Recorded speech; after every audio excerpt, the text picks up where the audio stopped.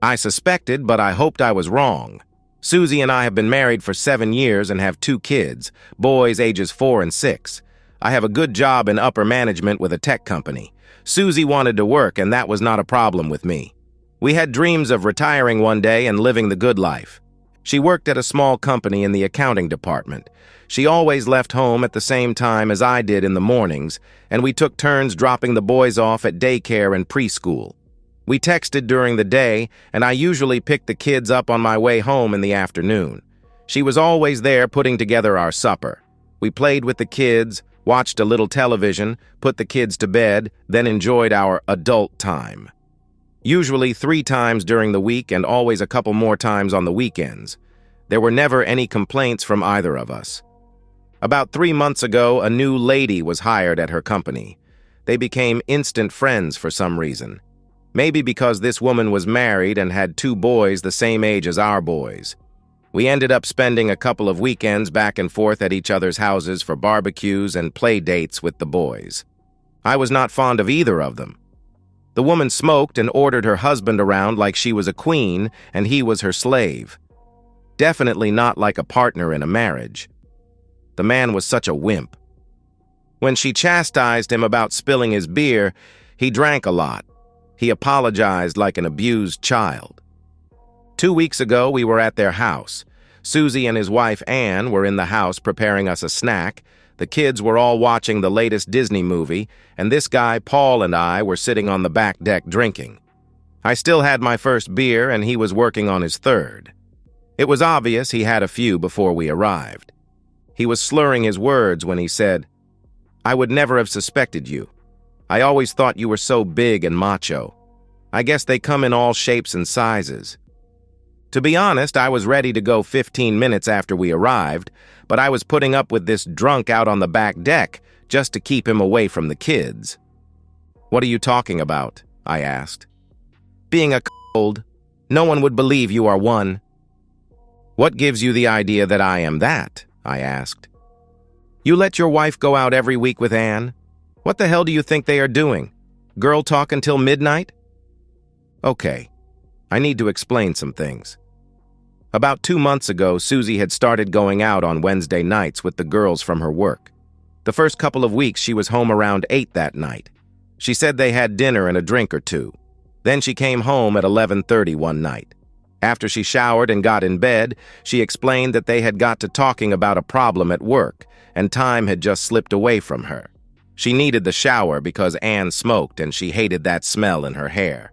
She was too tired, so we snuggled and went to sleep. Then getting home around midnight had become a regular thing for the last 2 weeks. I love my wife. I trusted her. But I did get suspicious when she was not as amorous the nights she went out with the girls. She always showered with the same explanation that she smelled like smoke. Last Wednesday, I checked her clothes. They did smell like smoke, but I could not find her panties in the hamper. They were hanging on the handrail in the shower. She had washed them. Why? That is why I was so curious about this humiliating comment. "So you think our wives go out each week and hook up?" I asked. "I know they do," he burped loudly. "About a year ago, I saw a hickey on one of Anne's breasts and a bruise on her hip. I knew I had not put them on her and I confronted her. She admitted one of her black bulls had gotten a little rough with her." "Why are you still with her? You should have divorced her when," I asked. "The same reason you will still be with Susie when she finally tells you. We live in a no-fault state. If I divorce her or she divorces me, it makes no difference. She gets alimony, child support for 2 kids, the house and I pay for everything. That would put me in a shabby apartment eating cat food. That's why I'm still with her." "What about your intimate life? I mean, do you still have intimacy with her knowing she is messing around?" I asked. "Oh, hell yes. That's part of the deal. I have her anytime she wants. Usually after she's been out. I think she gets off making me do that." "How can she make you do that?" I asked. "As I said, if I don't do what she wants when she wants it, she will divorce me. Cat food, remember?" "So how often does she go out?" I asked. "A couple times a week." "Susie only goes out with her once a week, and the other nights we are home together." "That will change. She'll start going to parties. At first, she will say it is a baby shower or a wedding shower. She'll give you a good excuse for being gone until 2 or 3 in the morning. Then she'll have a headache or her period or just be so tired for a couple of days. Wait and see, he replied. The girls came out on the deck about that time, so nothing more was said. In a couple of hours, we were back at home. Susie busied herself with the boys while I retreated to my man cave to do some work on the computer. That night it was me that was too tired when I finally came to bed. I am not a wait-and-see type of guy, as Paul had suggested. Wednesday came, and I got a text that Susie and the girls were going out, and she may be late getting home. I fed the boys and got them in bed after some boring television. I completed my work in my man cave and then sat in the living room to wait for Susie. It was 12:15 a.m. when I heard her key in the door. As she entered the room, I flipped the light on, and she almost jumped out of her skin. "Damn, Jack, you scared me! What are you doing up at this hour?" "Waiting for you to get home from the Mandingo Club. Were you able to hook up with a black bull?" I asked. "Jack, what are you insinuating? That I am cheating on you? We had dinner, then got to talking." "Don't even start lying. You know what I do for a living.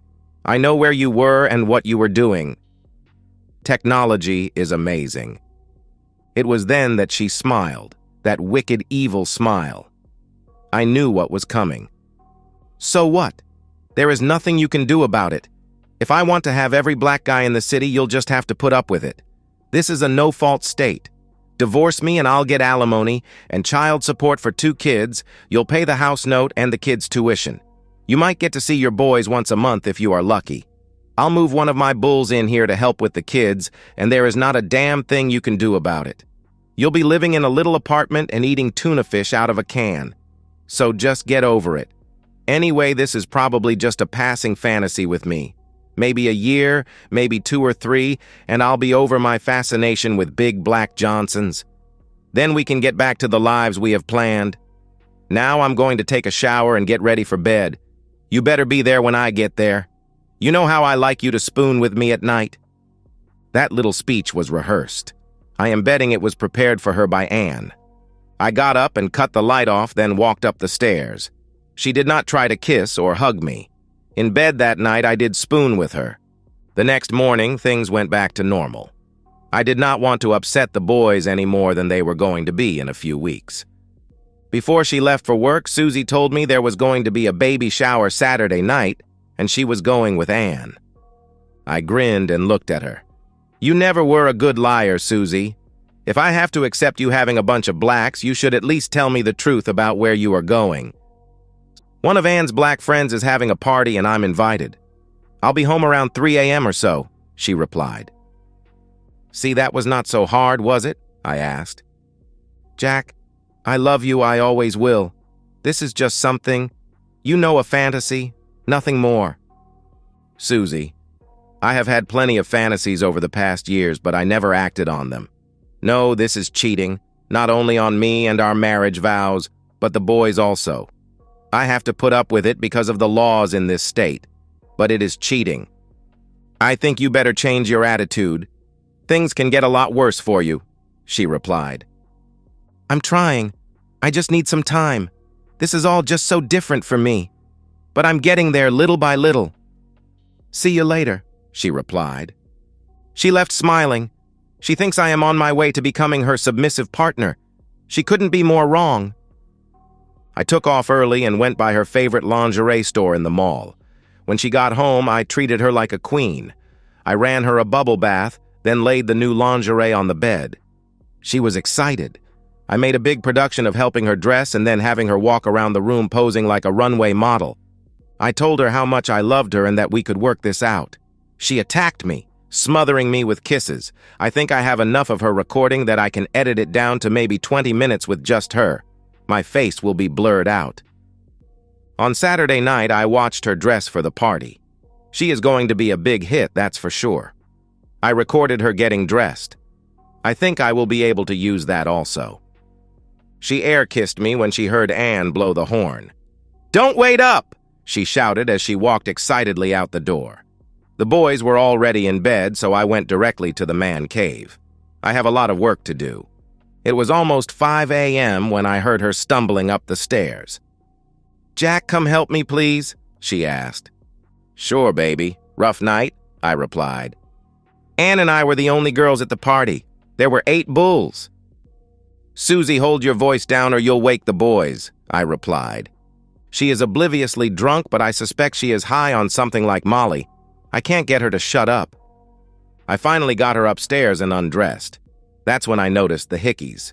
She had them on both sides of her neck and on the top of her breasts. She saw me looking at them. "They marked me so that you would know what I had been doing. I told them you already knew, but they marked me anyway." "Look what they did," she answered. "I let her sleep through breakfast with the boys. I made pancakes and told them Mommy was sick. It was 2 p.m. before she stumbled into the kitchen. She was hungry, so I made her some pancakes. She ate and drank a glass of orange juice, listened to the boys for about 10 minutes, then said she was going back to bed. That was fine with me.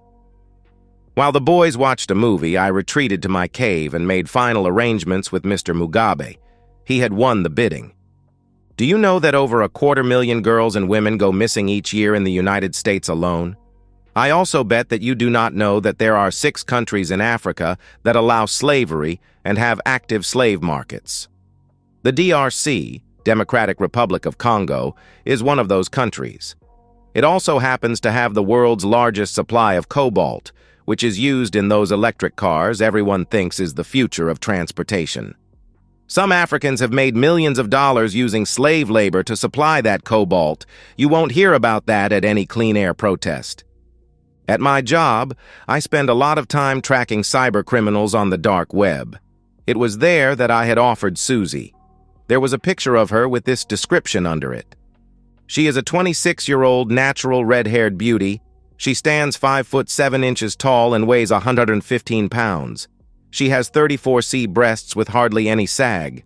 Her eyes are green, and her skin is a brilliant ivory color typical of natural redheads. She enjoys intimacy of all types. Bidding starts at $50,000. I also attached the video. I closed the bidding when it reached $115,000 and contacted her new owner. After a few emails, I told him I would accept $100,000 if he would provide me with certain things. He agreed. Susie did not go to work Monday. I imagine she stayed in bed again all day. She did have dinner ready when the boys and I got home. Tuesday was a normal day as she went to work. Wednesday around noon, I got a text that she was going out with Ann after work. I guess she is feeling better. She was home just before midnight, showered, and came to bed. I did not ask. Thursday night after the boys were in bed, I invited her into my man cave for a talk. "Susie, I've been thinking a lot about this new lifestyle of yours, or ours, I guess. I think I am ready to join you." She is grinning like the cat who ate the canary. "Thank you. You will be so happy. We'll take it slow at first. I won't rush you into anything you can't easily accept. But soon you'll find out, just like Paul did, that it can be so rewarding for you also." She is starting to get too far ahead. "Baby, I want us to take a vacation. Get away from town for a few days. I think I would be more at ease away from anyone we know for the first time. I've given this a lot of thought, and I booked us a flight to the Cape Verde Islands off the coast of Africa. You can lay on the beach during the day, and I'll watch you flirt with all the Africans. Then at night, we'll go to a club where I can watch as you dance with different black men. When you have decided which one you want, you invite him back to our room, explaining to him that I like to watch." She jumped out of her chair and sat in my lap, kissing and thanking me. She promised to be an understanding and gentle mistress. Not as overbearing as Ann is with Paul. She promised that she would always see to my needs. Whatever the hell she meant by that, I have no idea. She was so glad I had finally accepted my situation. She even mentioned how happy Ann would be for us. Susie told me that there was another party this Saturday night, but she was not going. She would be too busy shopping, packing, and making arrangements for the boys since we were leaving Sunday evening. She actually said she did not want to be sore for the trip. Tuesday, we were in a 4-star hotel in the capital city of Praia. The beach is beautiful, and there were plenty of black bulls working at the hotel or walking around in the streets to keep my wife interested. Susie seemed very happy, and when I suggested we make love before going down to supper, she was all for it. I showered first, then dressed, and told Susie I would meet her in the restaurant in an hour as she wanted to take a bubble bath before she dressed. No problem. I had some things to go over with Mr. Mugabe. I found him waiting in the restaurant sipping a drink. He was just as I envisioned him. He is 40 years old and stands about 6 foot 4 inches, weighing around 240 with a shaved head. He stood as I approached and we shook hands. The 2 men with him were introduced as his personal security. He was dressed in what looked like an Italian suit which probably cost him $5,000 and was wearing a watch easily worth $15,000. When we sat, he smiled and said he had wired the money this afternoon when he received the pictures of us checking into the hotel. I told him I had gotten a notification from my bank that they had received the money. He suggested a scenario for this evening that I agreed with. I was just finishing my drink when Susie walked into the restaurant. She looked amazing. She had on her black heels with a little black dress that stopped about 8 inches above her knees and was slid up to her hip. "Introduce me to your friends," she told me as she smiled at Mr. Mugabe. He had stood as she approached the table, and he took her hand. "I am Winston Mugabe. These 2 are part of my security team." He pulled her chair out, and she sat down. "Jack told me his wife would be joining him for supper, but I had no idea you would be such a lovely creature. You are absolutely the most stunning woman I have seen since arriving here." Susie's eyes have not left his. "Why, thank you. Mr. Mugabe, are you here in the islands on vacation like us?" "Both business and pleasure. I arrived on my yacht 2 days ago and completed my business this afternoon. I decided to delay my return for a couple of days. Now that I have met you, I am glad I did. I am sorry. I do not mean to interrupt your supper." He started to stand when she put her hand on his. "No, don't go. Stay and have supper with us. We can talk, and you can tell me all about Africa." He sat back down, raised his hand, and snapped his fingers. 2 waiters ran to the table. "I'll join you, but it is my treat." He ordered something in his native language and then dismissed the waiters. Susie was enraptured listening to him talk about his tribe and how he was the oldest prince in line for the throne. He had been educated in England and now ran their cobalt mines. Dinner came, and it was some fish I did not recognize. We were finishing when we heard the band start up in the club. He invited us to join him, and he took Susie's hand and led her across the lobby into the club. I slowly followed. We found a table, and he immediately ordered a round of drinks. It was not long until he asked her to dance. I may as well have been one of the chairs because Susie never looked at me. She molded herself to him on the dance floor. He did take liberties with her body as they danced. They had danced for about 15 minutes. When they were back at the table, he said he needed to make a phone call and walked into the lobby. That's when Susie started talking. "This guy is perfect. He is rich, well-educated, and hung like a horse. When he gets back, I'm going to invite him up to our room. I'll tell him you like to watch, so be on your best behavior. Jack, if you mess this up for me, I'll ask him to have his bodyguards rough you up. Understand?" "I understand I won't be a problem," I replied. This cheating woman has gone from threatening to ruin me financially to threatening to physically harm me. I assured her I would play my part. In the years we had been together, I had never heard Susie talk like that. He walked back to the table and sat down. "A problem?" she asked. "No, nothing like that. Just something I needed to handle back home before it gets too late," he replied. "Why don't we take this party to our room?" My cheating woman can be direct. He looked into her eyes and he asked about me. "He won't bother us, he likes to watch," she replied. Mugabe knows the true reason why she is here. "That's totally fine with me, but I would like our first time to be special. Just you and me if that is all right with you. I'll extend my stay and we'll have plenty of time to play games over the next few days. How about tonight we go back to my yacht and spend some time getting to know one another?" Susie never looked at me or asked for my approval or permission. "I'd love that," was her answer. There was no kiss goodbye or even a glance at me as he took her hand and walked out into the lobby. That was the last time I saw my wife, Susie.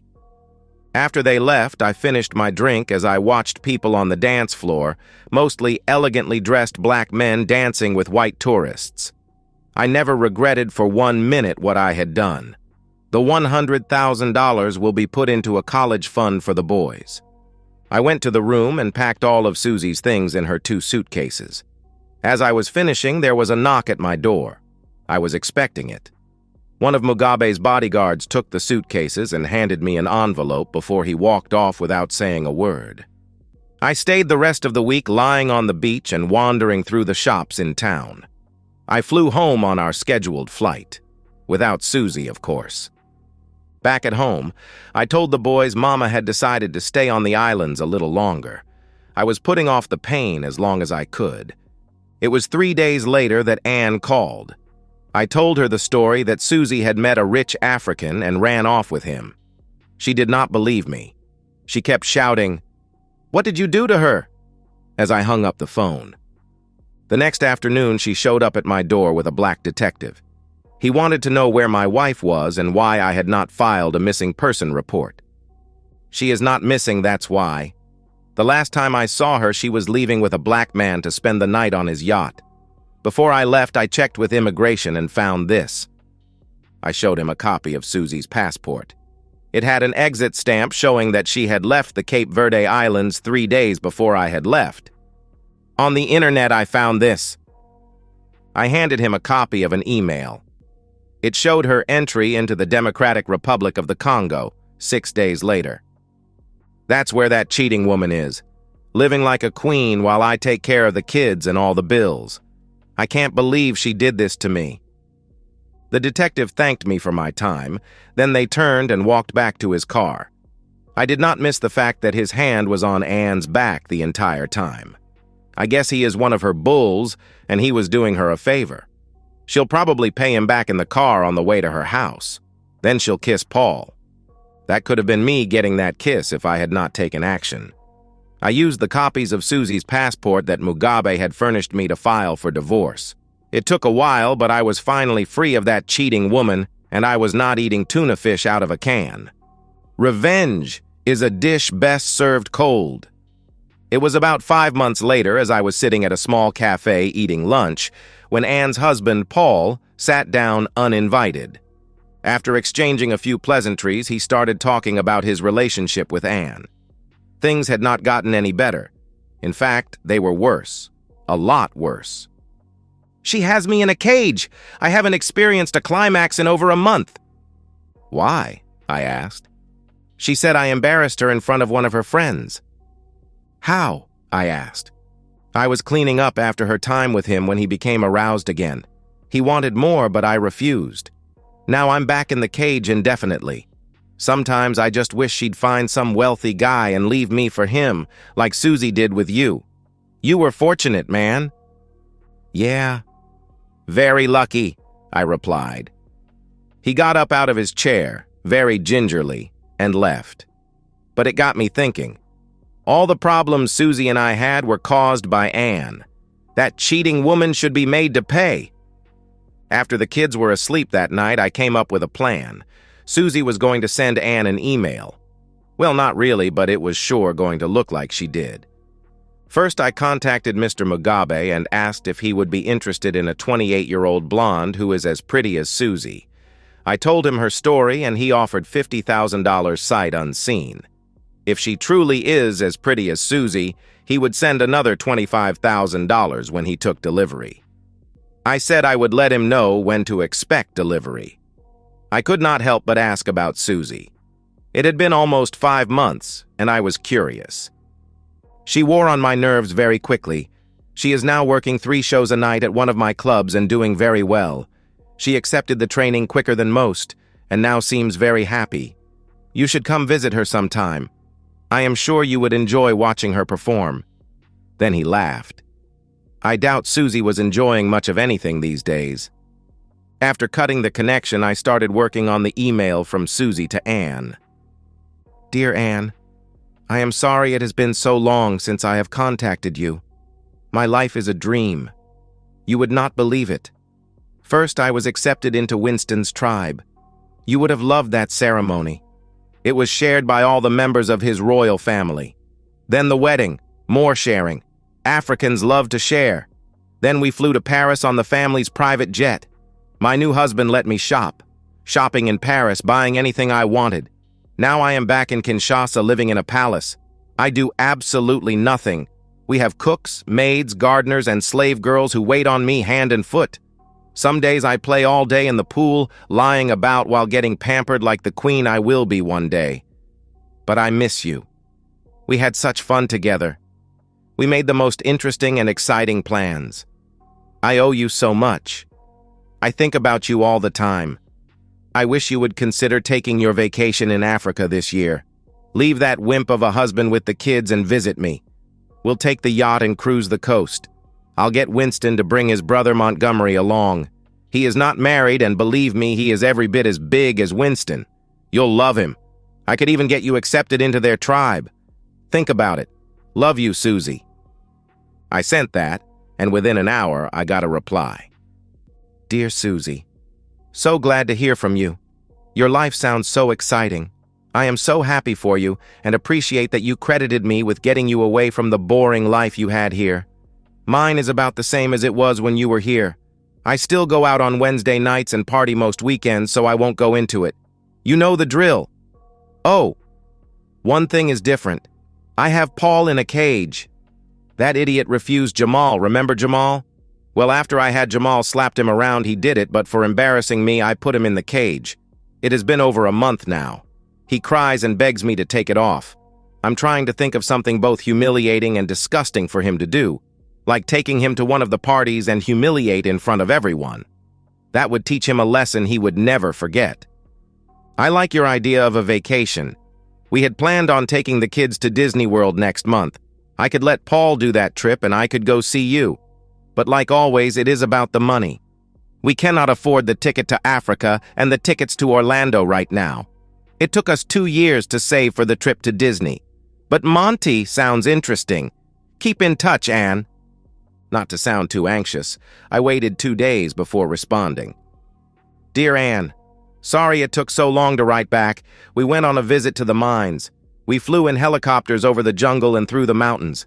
Africa is so beautiful. There we stayed in our home away from home. It is another mansion complete with everything a girl needs to be happy, meaning lots of young male and female slaves to do her bidding. Don't worry about the money. Tell me the date you can come and the date you have to return, and I'll have it all arranged for you. Bring summer clothes and bikinis. Love you, Susie. The reply with the dates was almost immediate. An hour later, I had made all the flight arrangements for Mrs. Ann Jones to fly to Kinshasa in the DRC. It was a round-trip ticket, but she would only use half of it. She was never coming home. Mr. Mugabe was pleased with Anne and sent me another $25,000. The day before she was scheduled to come home, I sent Paul an email from Anne's email account telling him she had met someone and was staying in Africa. Short and sweet. It was about 2 weeks later, as I sat having lunch, that Paul again sat down across from me. Uninvited, of course. I want to thank you. For what? I asked. I don't know how you did it, but I just came from my attorney and he said I should not have any problems divorcing that cheating woman, Anne. What happened? I asked. No, I am not going to play this game with you. Again, thank you. He got up and left the restaurant. I did notice he was moving normally again. There are always options. And that's the end of today's story. If you enjoyed it, please give this video a thumbs up and drop a comment below. Your support helps the algorithm push my content further. If you're new to the channel, don't forget to hit that subscribe button. It really helps me keep creating more stories for you. Thanks for watching, and I'll see you in the next one.